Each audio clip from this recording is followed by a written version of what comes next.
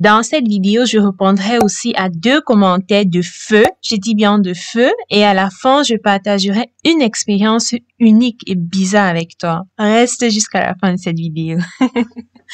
Salut, je te souhaite la bienvenue sur ma chaîne. Moi, je m'appelle Santi. Je suis une jeune femme camerounaise étudiante en médecine en Allemagne et mon but est tout simplement de t'apprendre plus sur ta santé et ton bien-être. Alors, aujourd'hui, au cours de cette vidéo, comme tu l'as sûrement déjà deviné grâce au titre de cette vidéo, on va parler d'un liquide magique, d'un liquide en or, d'un liquide qui soigne toutes les maladies. Si on croit naturellement certaines sources disponibles sur différents réseaux sociaux. Et je redis encore, ce liquide soignerait apparemment tout type de maladie, c'est-à-dire tout type d'infection, les problèmes d'érection et le reste, je cite, le sida, le cancer, l'hépatite A, B, C, D, la sclérose, l'asthme et plusieurs autres maladies. Alors, si le sujet t'intéresse, si tu aimerais plus savoir sur ce liquide, qui est l'urine, je t'invite tout simplement à me suivre tout à l'heure après les génériques.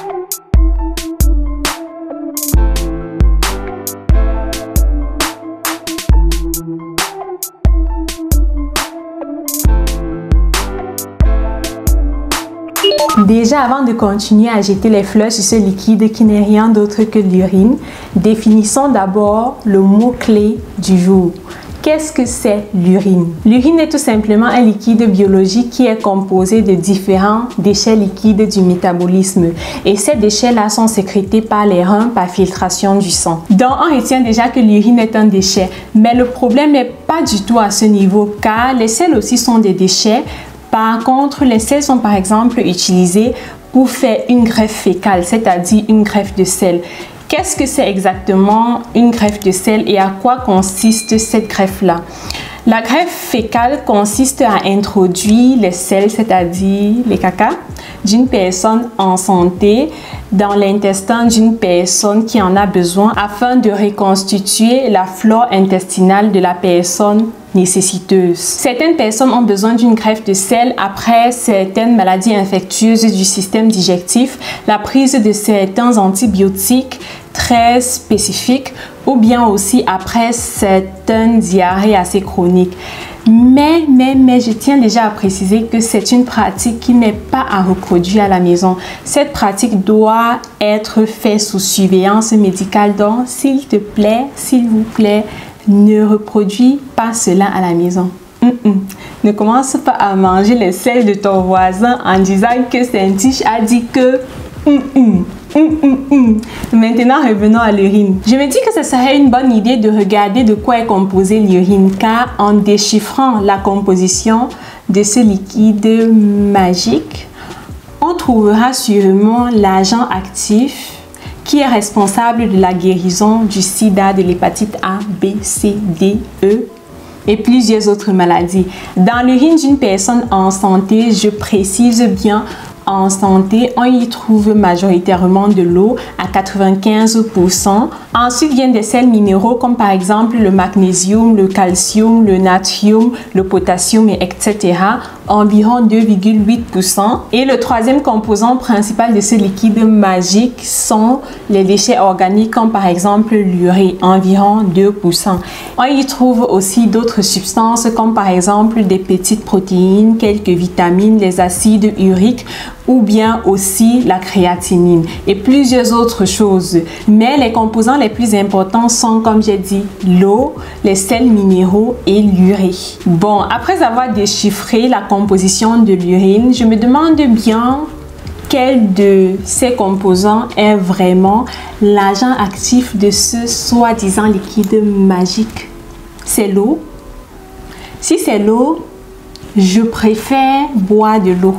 Et je crois que toi aussi, ou bien c'est peut-être l'urée. Oui, bien possible, car l'urée en soi est une substance qui retient bien de l'eau. Donc l'urée est un bon ingrédient pour des crèmes du visage et des crèmes du corps.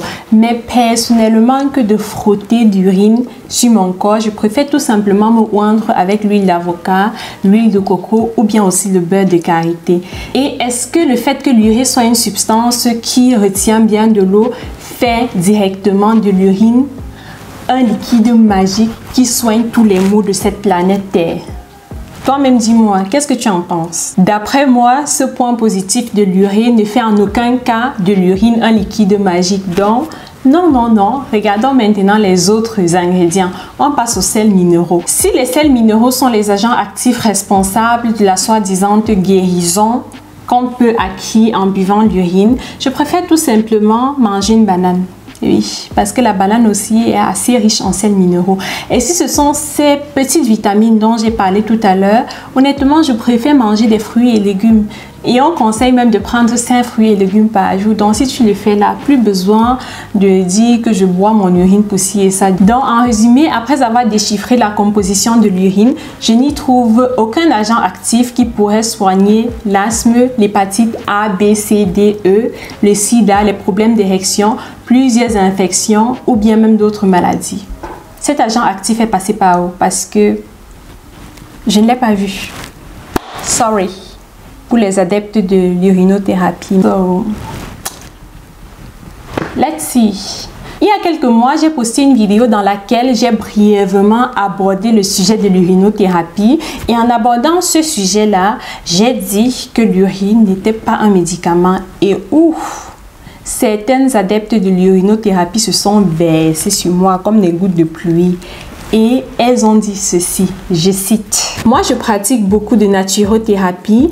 En tant qu'étudiante en médecine, tu devrais savoir que l'urine est stérile et aussi, elle est composée d'1% d'urée et de 99% d'eau et de sels minéraux. » Et la même personne dit aussi: « L'urinothérapie soulage plusieurs pathologies. Recherche Amaroli, c'est utilisé dans la médecine ayurvédique qui est plus ancienne que la médecine moderne. » Ma réponse à ce commentaire était celle-ci.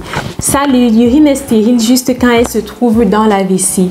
L'urine hors de la vessie n'est plus un liquide stérile. Car quand l'urine sort de la vessie, elle peut éventuellement se contaminer par des muqueuses infectées par certaines bactéries. Donc déjà, l'urine hors de la vessie n'est pas du tout stérile. Et en plus de cela, récemment, j'ai appris qu'il y a certaines nouvelles recherches qui montrent que même dans la vessie, l'urine n'est pas stérile. Car dans la vessie, apparemment, il y a certaines bactéries qui y vivent. La vessie aussi a son ensemble de bactéries naturelles. Un peu comme l'intestin aussi a sa flore intestinale, c'est-à-dire est composée de son ensemble de microbes naturels. C'est à peu près la même chose, juste pour que ce soit clair. Donc déjà, on retient que l'urine n'est pas stérile. Je continue à lire. Étant une personne qui pratique la naturothérapie, peux-tu me donner le nom de l'actif ingrédient de l'urine? Bonne question. Quelle maladie est-ce que son actif ingrédient soigne? Et peux-tu m'expliquer son pathomécanisme? Déjà, je tiens à préciser que si la personne avait répondu et ne m'avait même pas donné le pathomécanisme de l'agent actif dans l'urine, qui est responsable de la guérison de tout type de maux, ça n'aurait pas été un problème pour moi, car oui, même de nos jours, il y a plusieurs médicaments qui existent dont le pathomécanisme n'est pas connu, comme par exemple le paracétamol. On ne sait pas exactement comment le paracétamol fonctionne dans le corps pour soulager les maux. J'attends ta réponse, car moi aussi j'ai hâte d'apprendre.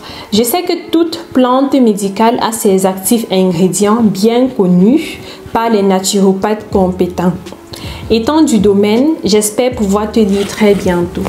Et malheureusement, jusqu'ici, je n'ai pas reçu de réponse de la dame. Donc, si tu passes par là, je t'attends toujours et ça me ferait vraiment plaisir d'apprendre plus sur l'agent actif de l'urine qui est responsable de la guérison de tout type de maladies qui existent sur cette terre. Et comme je l'ai déjà dit tout à l'heure, nous sommes principalement sur cette chaîne pour apprendre. On passe maintenant au deuxième commentaire.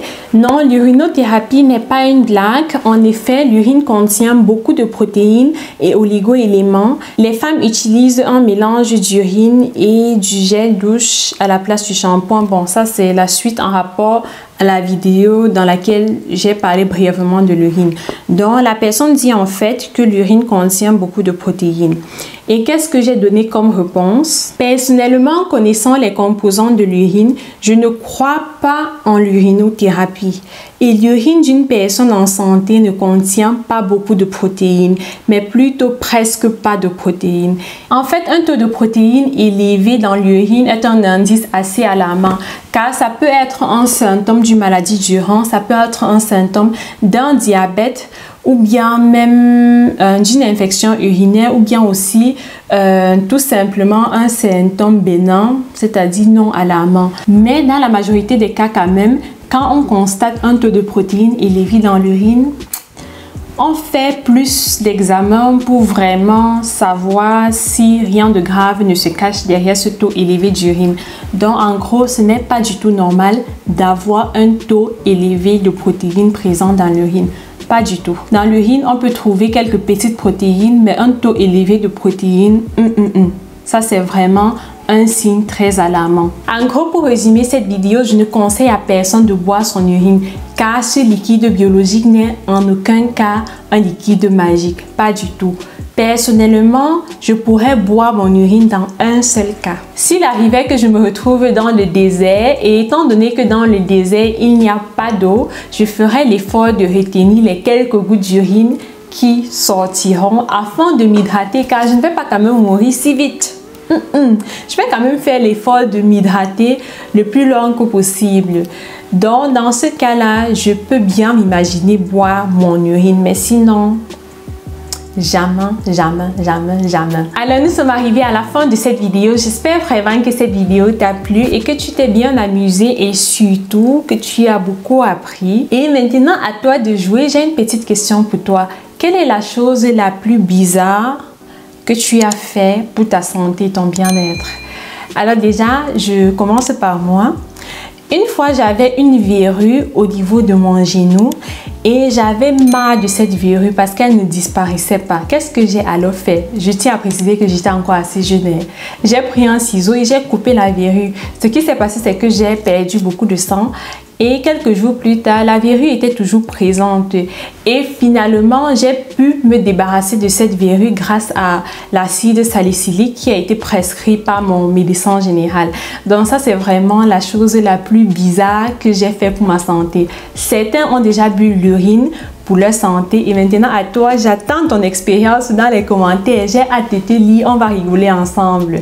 Alors, on se rend d'ici quelques jours pour un nouveau sujet de vidéo. Entre-temps, comme toujours, porte-toi bien et surtout, prends soin de toi. Bye! Et ne buvons pas l'urine. Je peux enfin boire mon jus.